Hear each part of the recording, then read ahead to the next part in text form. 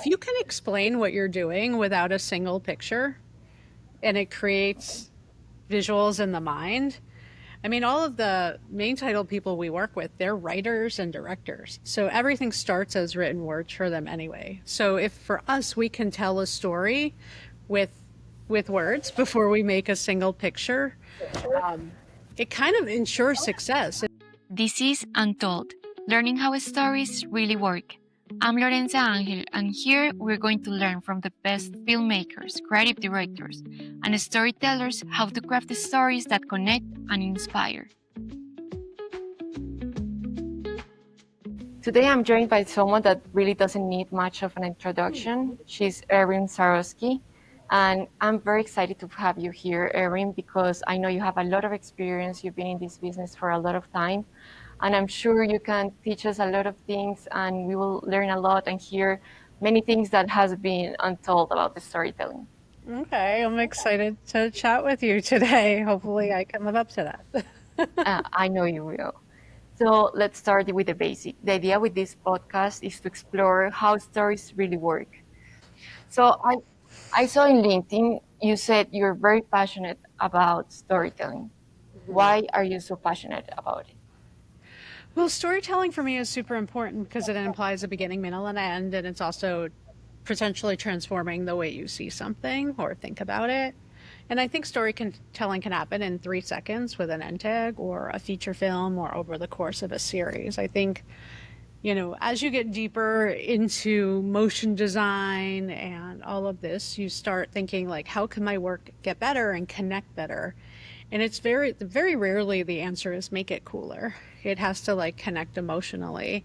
And so that's when you start, taking writing courses and read about the hero's journey. And you start thinking like, wow, how could that apply to my work, even though it's not necessarily a script in a traditional way. I have taken writing courses and I took them here at the Second City in Chicago. It's kind of like a comedy band, but they were also traditional writing courses as well. And it's really helped a lot. And when did you find like the interest in storytelling to take the courses and start learning? What Yeah, happened there? after I started my own company, I realized so much of communication with clients had to do with explaining why. It's not that they liked or didn't like the work. They didn't necessarily understand why that was the work. And so for me it started with just trying to communicate to clients in the way they understood. And a lot of them that's writing. And not necessarily visual. So they're trusting you to do the visuals. They just need to understand the why behind it. And then as I started writing more and more and got better at it, like our briefs got better, things got tighter, and I realized like, oh, like the work is getting better because the writing and the clarity of the vision is getting better. Yeah. So do you think like the main thing about when doing a commercial or main title is that the people understand the story or get connected to the story? Yeah, I mean, if you can explain what you're doing without a single picture and it creates visuals in the mind, I mean, all of the main title people we work with, they're writers and directors. So everything starts as written words for them anyway. So if for us, we can tell a story with with words before we make a single picture, um, it kind of ensures success. It ensures a start, a middle, maybe a little twist, and an end in resolution. Um, yeah. Yeah. And what do you think are the main steps? Like, I imagine when you start doing a main title, what are the main steps like you take at the beginning? Well, Or first what thing do you think about? Yeah. Well, first thing we do is write a brief. And in that brief, we talk about themes in the shows, characters in the shows. If the main title is trying to illustrate the world, like sometimes people use main titles to establish a place. So, like where we did The Killing, for example, and it was shot in Vancouver, but the show was based in Seattle, and they really wanted Seattle to be more present in the show. So we knew that we had to kind of craft something that kind of made Seattle a central character. Um, And so that's when it can kind of solve a problem or like a hole in things. So you kind of go through and you talk about themes and metaphors and characters and, problems to be solved. And you can't do everything. So you got to focus in on like one main thing and then utilize a couple other things to kind of create a little extra interest and weave it in. Yeah. Whenever you see like a full kitchen sink main title, you know that the whole brief wound up being on screen. And that's not really the point of the brief. The point of the brief is to create directionality, and to see what resonates with your client. So What do you mean with directionality? choosing a lane, I think I'm trying to think of an example. But if you have a main title sequence and you're focusing on characters, like we did for Shameless, we focused specifically on characters and how on top of each other they were, and setting them in a house, in a bathroom, in a single space that just reflected what it was like living together. We didn't get into all these other themes within the show. There were so many other things going on. We chose to focus on this is a family. They're in each other's shit. They're in each other's life. There is no privacy. But had we tried to do all this other stuff, it just like wouldn't have been as good. It just wouldn't have. Yeah. Oh, Yeah. that's great. Yeah. So, and what do you think makes good a story? Like, what are the elements that you say, I need this to make this story work? Yeah. I like a little twist or a surprise. So setting up something, even if you look at like a 3-second logo, it's so nice to do something like change the background color. So you start in this like red and then something happens and it lands, it's just on white. It's really simple. So you start simple, a simple red background, a little bit going on. Then something big transformative happens and it sweeps you away and then you land and you're in a whole nother space, like a tornado or something. Those to me are the most captivating because you're saying something in 3 seconds about this product or the energy of it, or just something big shift happens. And so I think in storytelling it's nice to have establishing what's going on and then having a twist and wrapping it back up at the end. Yeah. Yes, I heard that a lot. Like, it's very Yeah. important to have a surprise element, like something Yeah. that people is not expecting. Totally. So now that like we warm up about storytelling, what is storytelling? What is storytelling for me? That's a really good question. I think it's just something that captivates your audience or whoever you're with. It's not being boring. Like somebody could tell a boring story, but I wouldn't call them like a storyteller. You want somebody leaning forward, like wondering what's going to happen next, looking and listening for things that are going to excite them.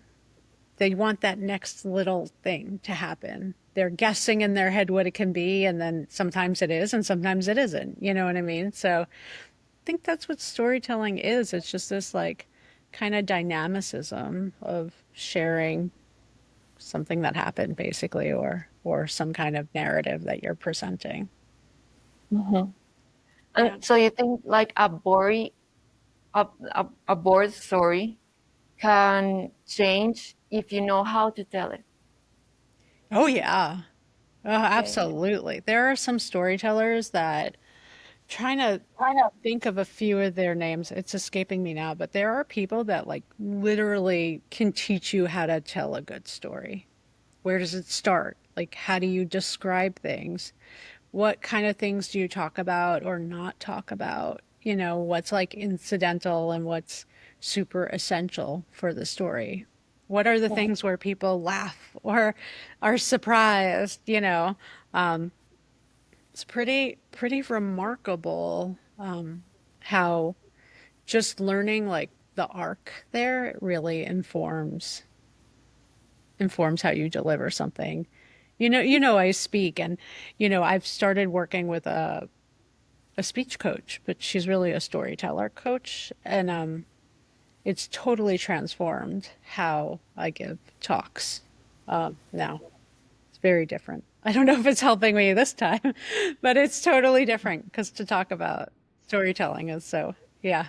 But it's just really an interesting thing. Like the same old stories that I've told during conferences and things like that, where I'm like reframing it and reorganizing it and not just telling it because it's a cool story now, but making sure that the message lands of why I'm telling the story is super important and what my audience and the people listening can take away from it is super important as well.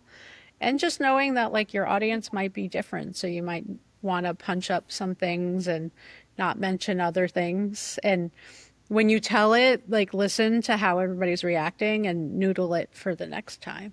Okay, and do you think is there a difference when you're doing like a main title for a movie or a commercial? Like, is different the way you have to think about storytelling, or at the end is the same thing, just show it like in a different way? So with a commercial, I think you have to think it's going to be seen once. And there's a very clear call to action, and you have to set up a very clear, like, this is why you want this. This is how it's going to impact your life positively. And this is like where you get it. So it's really important to nail those things where I think with a main title, you have the privilege of having it shown every single episode, hopefully for years and years and years. So you can allow it to be a little bit more subtle or to layer in additional things in a main title. Yeah. Plus your characters, like on a main title sequence, if you're working with characters, or there's this whole other world that surrounds it. So you have, again, the benefit of learning who these characters are in the show and the world that the showrunner is building that supports it. So I do think it is kind of two different things. Yeah. Okay, they are. They are, but yeah, the idea is to communicate something in a surprising way at the end Yep. with both. Yeah, and Okay. branding. Branding is really important in main titles and in commercials. It's not necessarily storytelling, but I do think like the best brands have a personality, and personality is essentially like rooted in storytelling. So how does something move? How does it behave? How it would respond? And so, yeah. So I do think branding's a big part of it too. So how you like put the like personality Yeah, personality. of something in a commercial or in a main title? How do you manage that? So a lot of that has to do with the pace and the cadence and the styling, you know, like with Brooklyn Nine-Nine, it was to reference like an old kind of cop duo, buddy comedy cop genre. And it was of a certain time. So we knew it couldn't be too precious. We wanted it to feel a little goofy and silly and like not perfectly designed. But then, you know, with Animal Kingdom, we wanted it to feel very West Coast 90s grungy, you know, everything was very unstable. They came from a very unstable childhood and live in an unstable life. And so we wanted to reflect that with the movement and the chaoticness. And sometimes things would take over half the screen and then go off. You know what I mean? So that's the energy that you're trying to articulate is going to be felt in the show. And that's a big part of the brand. And then, of course, you have the logo, which is, you know, making something either kind of iconic or kind of not, you know, something legendary. So you will say that the personality is easier to print in the visuals rather than in the story. Yeah, I think it has to do with cadence, you know, and I mean, of course, there's personality in the story. I mean, like the visuals you're showing and how they're showing, but I think some of the personality really does come from the movement and the pacing and the art direction. And, you know, something can read as goofy or serious or frantic just by how something moves. So I think a lot of that is personality, is from movement, not necessarily like the imagery, but But yeah. Okay. You know what made me think this about Alejandro? He thinks or he says that maybe all stories to connect with people needs a character, but he's not sure about it. But I would like to know, what do you think, if you need a character to connect easier or you can connect without characters? I think you need character, but not necessarily a character. I think type can be a character. I don't think it has to be a character in the sense of like a live action person or like an animated character, but I think something like the logo could be the character. I do think that there needs to be character, but I don't think it needs to be in the form of a person or specifically what would come to mind when somebody says that. That would be hard to make a character without a person. How Yeah. you do that? We could do it with type, with setting a sense of place, of just like location photos. Like I would say New York City, take it out of the context. When you walk around New York City, that has is a character, you know? And when you're in the middle of nowhere in the desert, that is a character. It is a piece of something that does have personality. So there's ways of having a character that, you know, isn't actually a character at all. I think so. Yeah. No, I think you're right. I think just for us that doesn't know how to tell a story without a character, will be hard to print like an emotion or to connect with a person that like Yeah. you don't see. Music, sound, you know, That all these helps. other tools kind of layer in and you can convey a lot of emotion just from like just sound alone. It can create a character. Yeah, totally. That's interesting. So, what do you think are the main things of like telling the story? Like, so the sound is one you mentioned, the Yeah. visuals, the Yeah. story. What I'm missing, I think, you know, the in the color. yeah, like I anything you could add to a piece, really. Anything you can add to a time-based medium. It can be typography, it could be sound design, it can be objects. I mean, look at what Pixar created with the lamp, the squeaky lamp kind of hopping in. You know what I mean? Like, it's got That's the so character. much character. Yeah. So, and it's just type and a lamp, but it's quirky and fun. Yeah. Yeah, so something very simple can connect a lot. Very, very much so. And usually, often simpler does connect even more.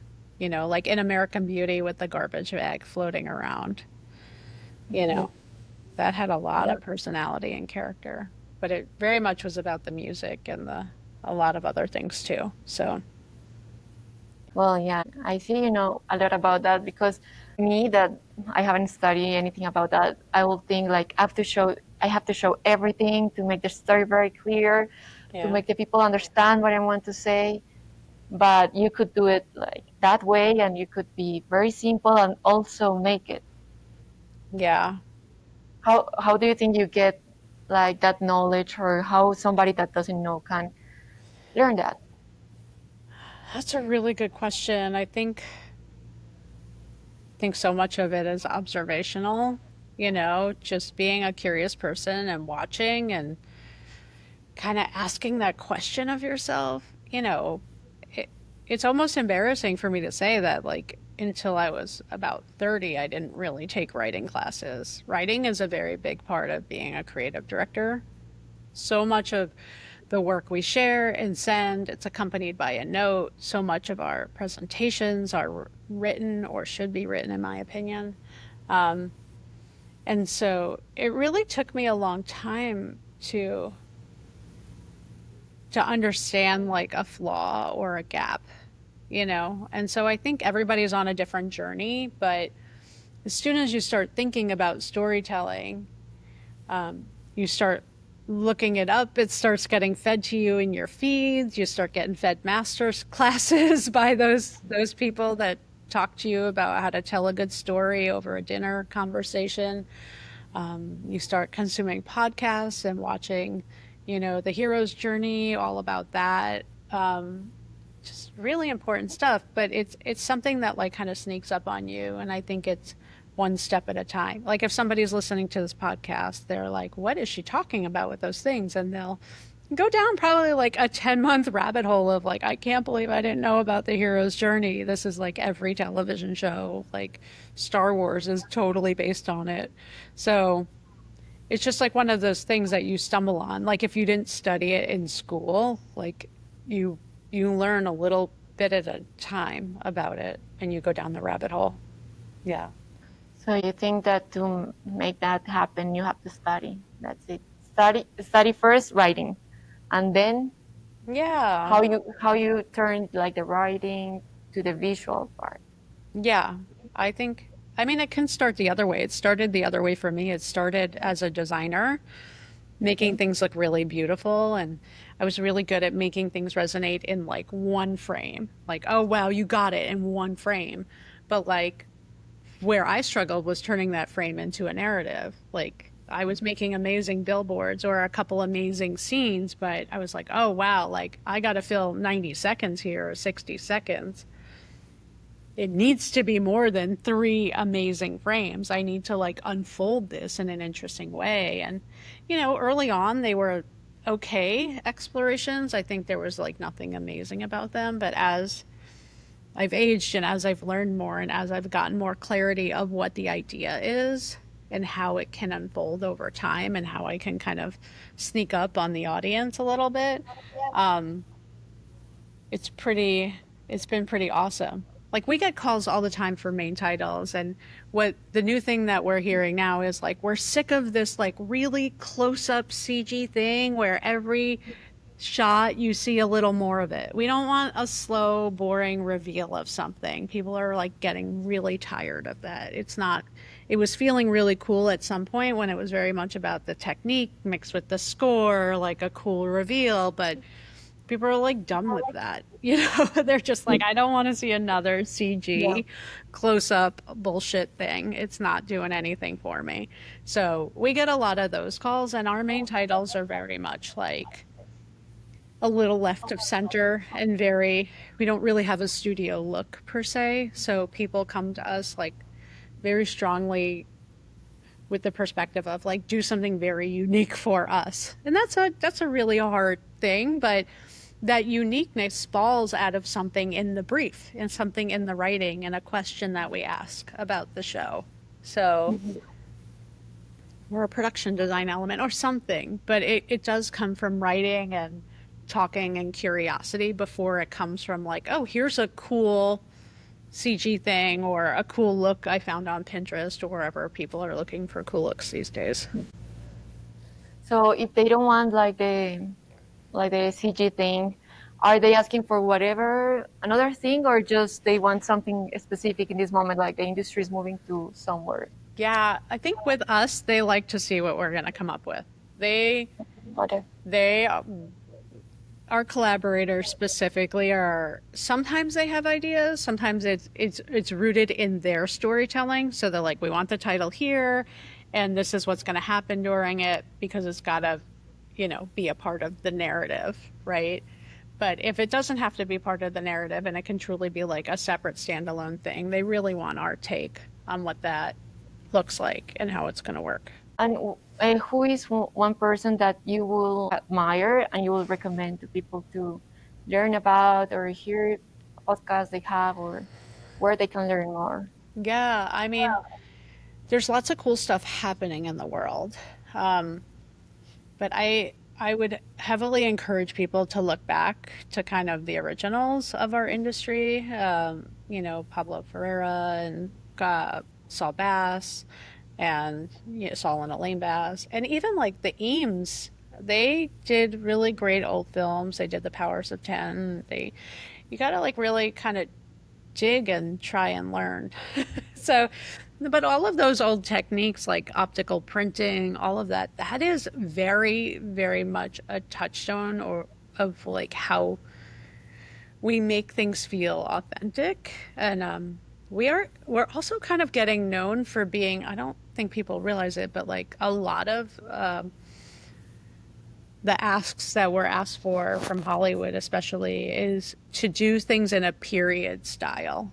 So it's not necessarily what it was, it's how you remember it being. Like we just did some work um, in two superhero movies this summer, and both of them, in some ways, were incredibly nostalgic. One very, very nostalgic, looked to be at a certain time, and then the other one, which is Superman, is an homage, a modern take on like a classic look. And it's just been like a really interesting place to be asked to do design in a period for films and television shows. Like we do that quite a bit, and it's a real special thing because often you're working in imperfections, and be, and imperfections by today's standards. So like when you had optical printing, you had like a little jitter, a little too much glow, but like all of that is so important to be part of it. And even now, as we make new stuff for contemporary audiences, like adding a little bit of that in the right places just makes it feel more natural. You know, there's going to be this real big push against the AI aesthetic, the super surreal photoreal thing, and things that are very tactile and tooth and like handmade are definitely going to have to inform the work, the digital work that we do or the AI work that we do, because that's how it's going to feel authentic. Otherwise, people are just going to poo poo it. Like there was a really cool main title that just came out that everybody assumed was AI. I think it was an Apple show, and like the comments were just like scathing about it.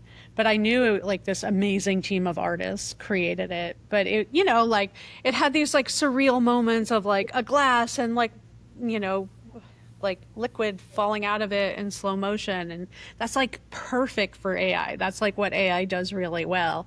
So now all of this craft that goes into making those things just looks very cheapened because now there's this cheap accessible way of doing it. So us as creators are going to have to like be hyper aware and hyper vigilant that that there's a shift like that happening, a big shift.